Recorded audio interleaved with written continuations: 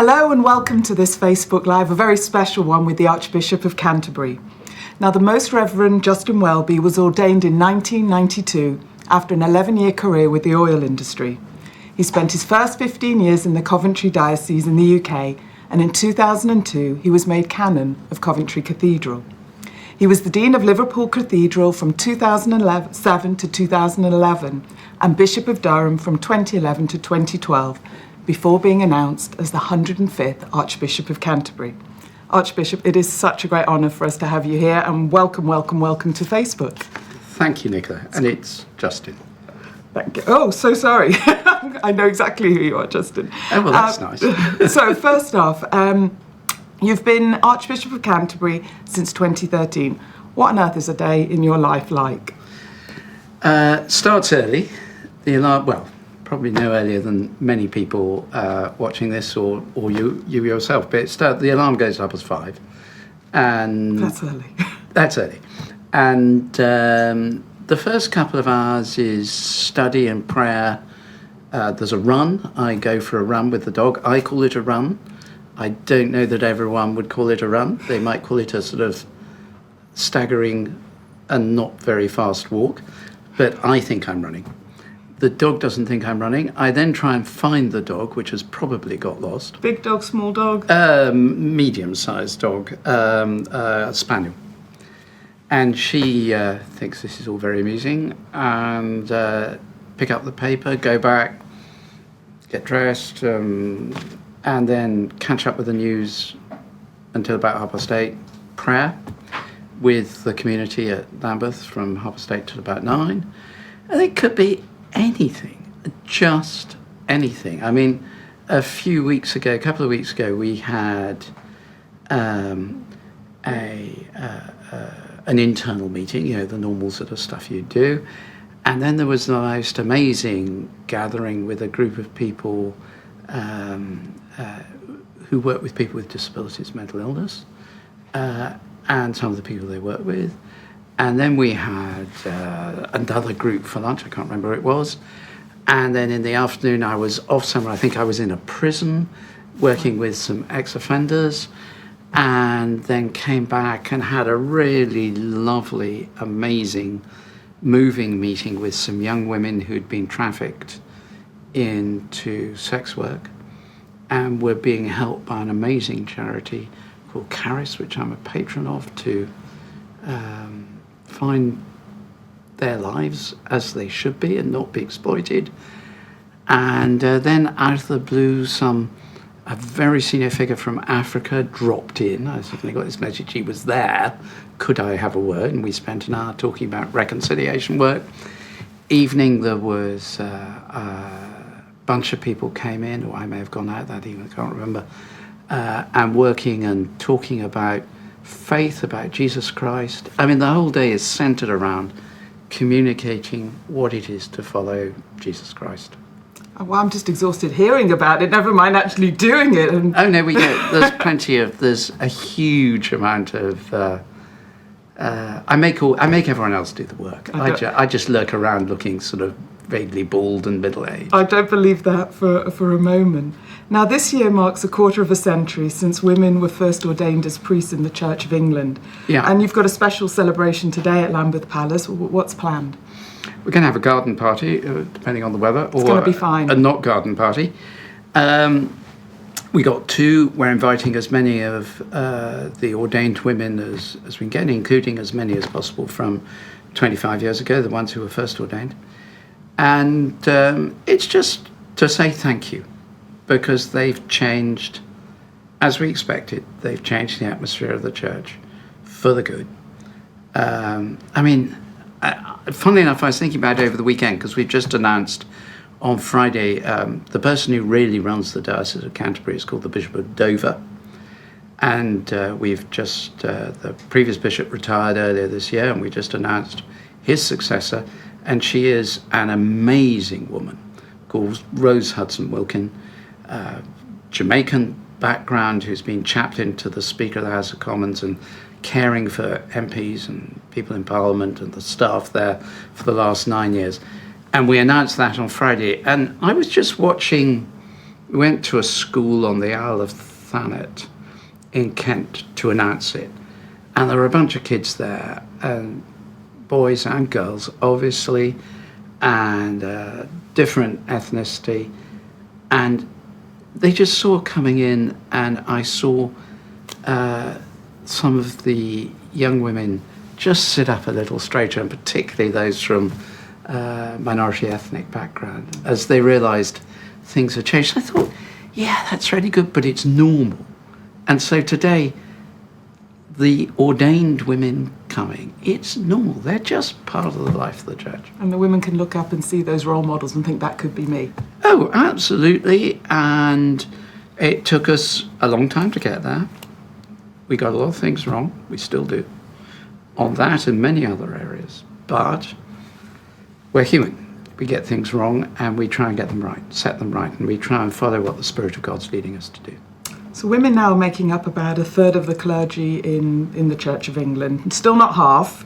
It's more than half of the ordinands. I think more than half of those who are coming forward at the moment are women. So you feel confident that you're going to get to a point where we'll see 50-50? Absolutely. And if you look back, over the appointment of women bishops, since it became possible in 2014, I know it's over half. I think it's of the ones since 2014 have been women, and I have a feeling it's getting on for 2/3. So we're getting fantastic. Well, ahead of business, you're ahead of politics in terms of getting to that 50-50, which is fabulous. And the Archbishop has very kindly said that he'll take questions. So do ask us questions on the live, and I'll be putting those to him later on.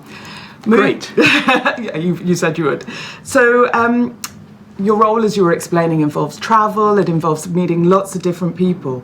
And there has been surveys, as I'm sure you've seen, that says that Britain now is a lot more angry and a lot meaner than it has been in the past. Is that chiming with your experience as you're travelling around? And what's the role of the church in bringing people together? I think it is chiming with my own experience. And I think a lot of it is generally we're experiencing issues around how we find our identity, who we are.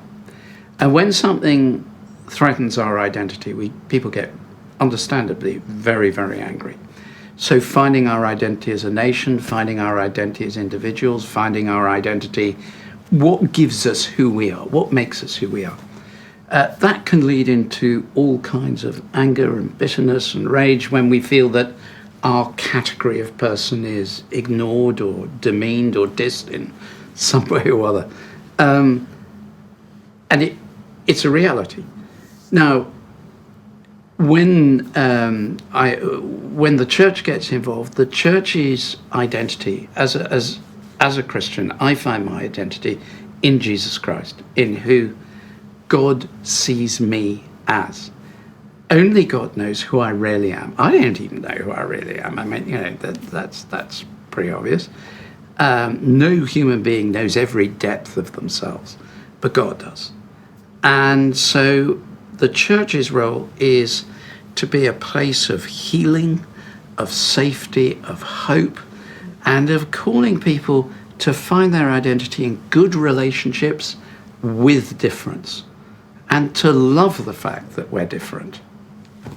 Love that. So we're here, obviously, at Facebook, so I had to ask you a few questions about social media. Oh, really? Yes. That's strange. I wasn't expecting that Funny at all. that. And today you've actually published some guidelines for Christians and others to really go about countering online abuse, negativity, and actually to encourage people to use it in a positive way. Why have you done it, and what are the key recommendations? I don't think it needs much explanation why I've done it. I mean, you would be aware of all people just how savage the way that savagely social media can be used. I mean, you only look at any article and then look at the comments below it, and very quickly you find stuff that is just poison. And on various social media platforms, we find this thing, and Mark Zuckerberg, your founder and chief executive, commented on that himself in a recent essay, very powerfully and very self-awarely of what was going on. So what are we saying? Well, it's the golden rule that Jesus talked about, that that is part of all the major world faiths, which is treat others as you would like to be treated. So it talks about truth, kindness, and welcome. It says that when you're putting something out on social media, put the truth out. Yeah, frankly, there's no such thing as an alternative fact. There is truth. There is absolute truth. There's opinion and there's truth. When you're expressing an opinion, show kindness. Don't go for the person rather than for the issue. And be welcoming to other people. Don't throw out stuff that means, one can tweet or post in a way that is just, is a shutout. And that's not the point of social media, which is social media. And so those are the key guidelines, and we're offering them as guidelines. And within our own social media platforms, they will be enforced. That there will be moderation, which ensures that people don't, as far as we can manage it, lie, act with cruelty, or use jargon and religious jargon in a way that ontologically results in epistemological confusion, to use some religious jargon. No, that means that people know what's being said, right, to translate it, and absolutely, by whom, and what kind of people we are, and that they understand what it means to say something. Because I know it's a cliche, but it is so true. When people put things on social media, they forget, A, they're publishing, and B, they're talking about people.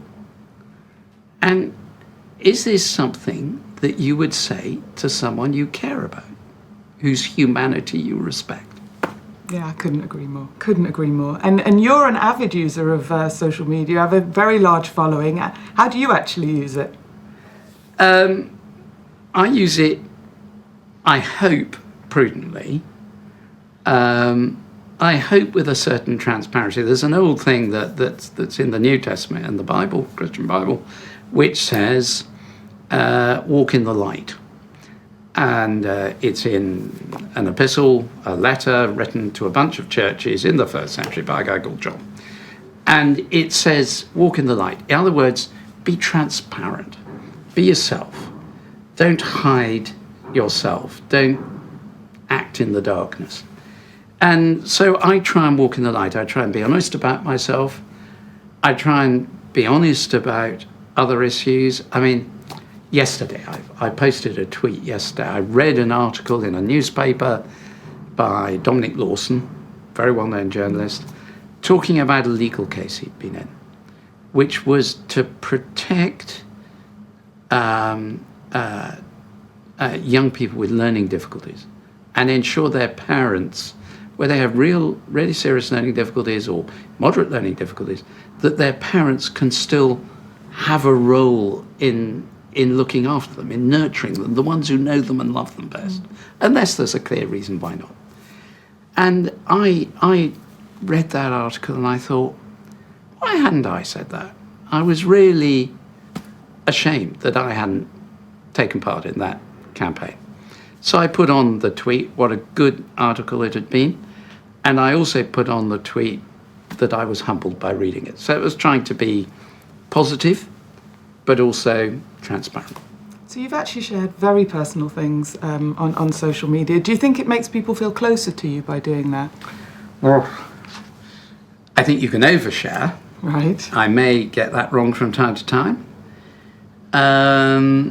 But I think it is really, really important. As I say, where church community, Christian community, is about being in the light with one another, sharing the light we get from God so that we can love one another, care for one another. Of course, we get it wrong.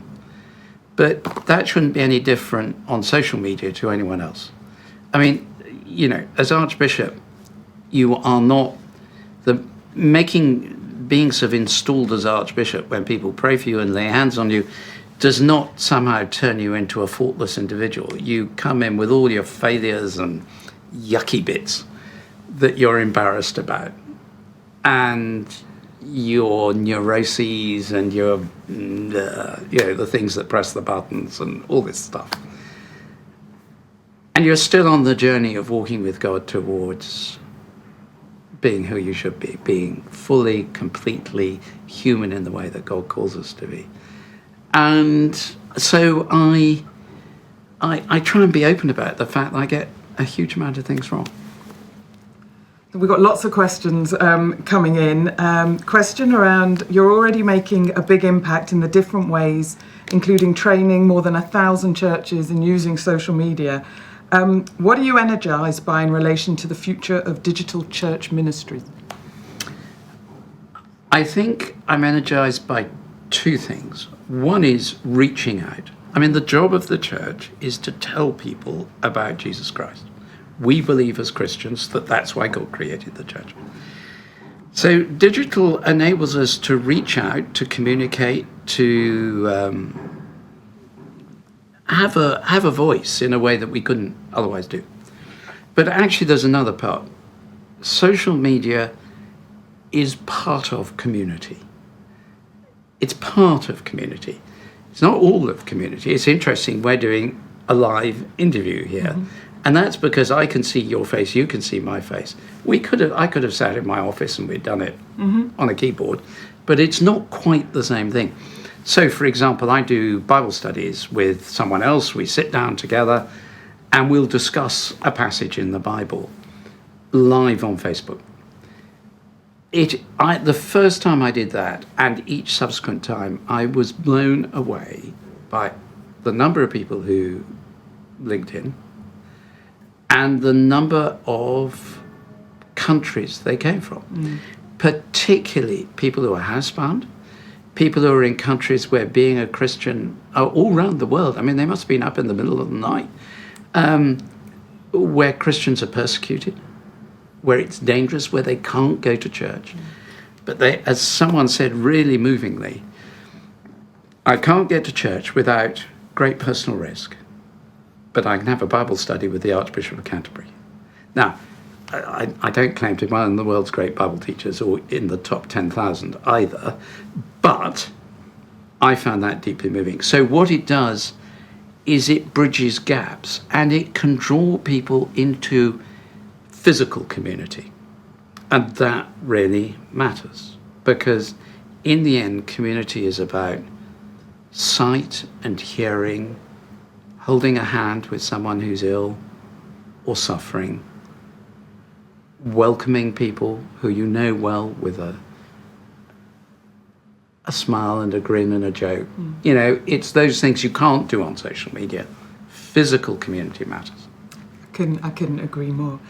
Right, let's move to politics. Is it hard not to be political? You sit in the House of Lords, you understand the realities of modern British society, and it's certainly an interesting time in this country from a political perspective. Is it tempting to share your own personal views here? Yeah, of course it is. I have views like everybody else.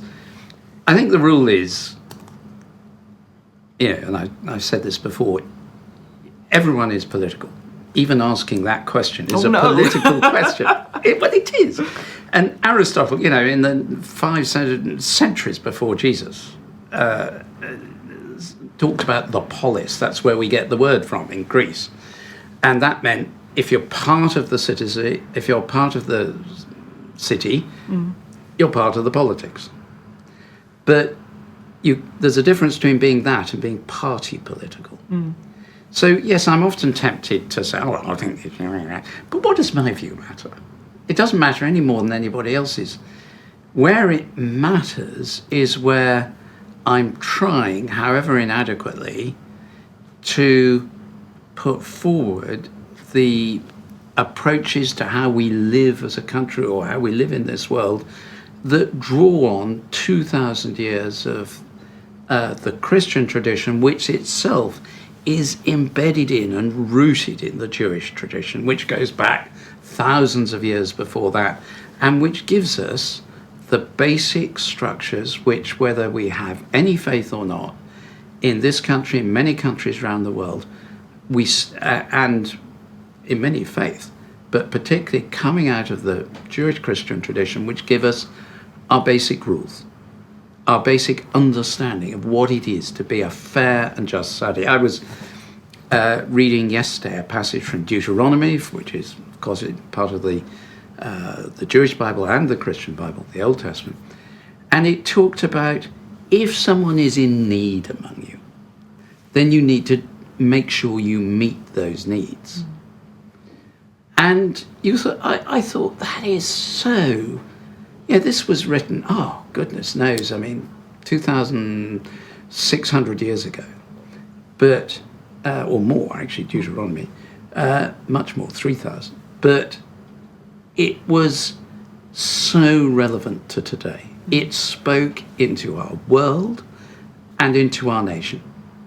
And saying the benefit system must meet needs, that although it's wonderful that churches and synagogues and mosques and temples are involved in food banks, it'd be even more marvellous if there were no food banks. For sure.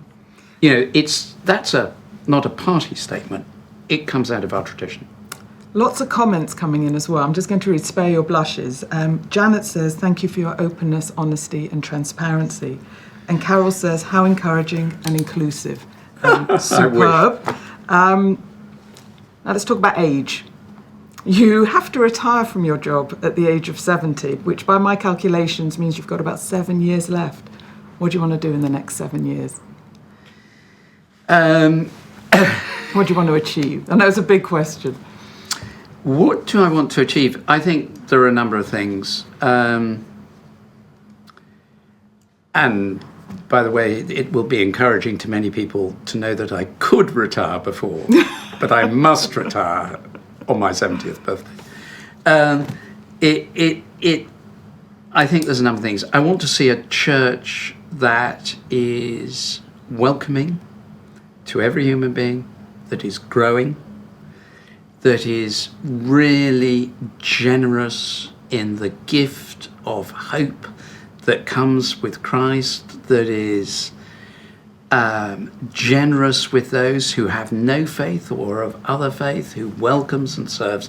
I want to see a serving church that goes out and does wonderful things, and I see a huge number of them at the moment. I want to encourage that. I want to see transformation in our society.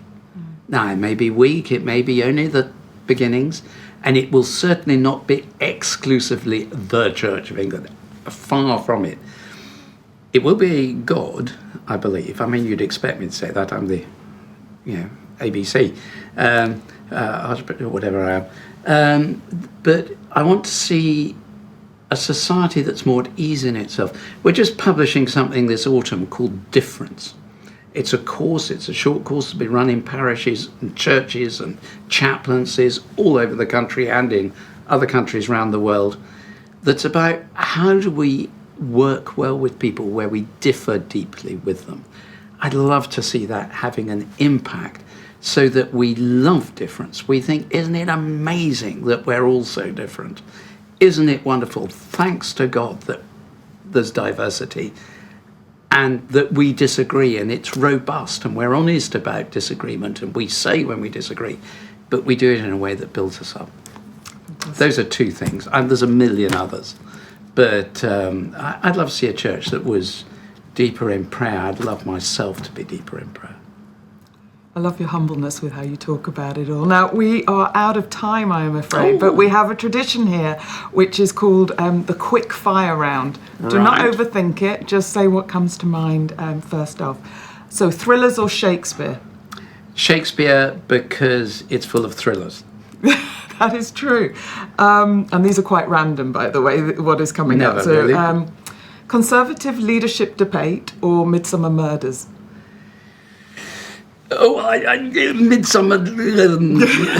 Obviously, I'm a very serious person, so conservative political leaders debate. But in reality, Midsummer Murders. Yeah, I felt it was Midsummer Murders coming here. Facebook or Twitter? Facebook. Good answer. Late night or early morning? Early morning. Well, you said that really early morning. I'd actually Well, write that. it's just I turn into a turnip at about 10 p.m. Favourite emoji? Thumbs up or prayer. Lambeth Palace or House of Lords? Both. One implies the other, and House of Lords, to sit in the House of Lords is such a privilege. It's not that it makes you feel important. You just think, why am I here? How do I find myself sitting in this seat and having the privilege of being part of our parliamentary system? Lambeth Palace, the history falls out the walls at you. I mean, you've visited. It's amazing. It's just an amazing, privileged place to live. I am so blessed to be there. And I love that you make your own honey. Oh yeah, well. and yeah, absolutely. Pretty special. Final one, cup of coffee or glass of wine? Well, if you'd asked me a few weeks back, I'd probably have said glass of wine. I probably in my heart of hearts would still think so. But I'm on a cut back a bit moment, so coffee at the moment. Cup of coffee. Thank you so much for being with us, Archbishop. It was a real honour. Thank you very have much, here Nicola. It's today. been really fun, and Thank you. I'm very grateful, and we pray for you and we'll continue to do so. Thank you. Touch wood. Thank you.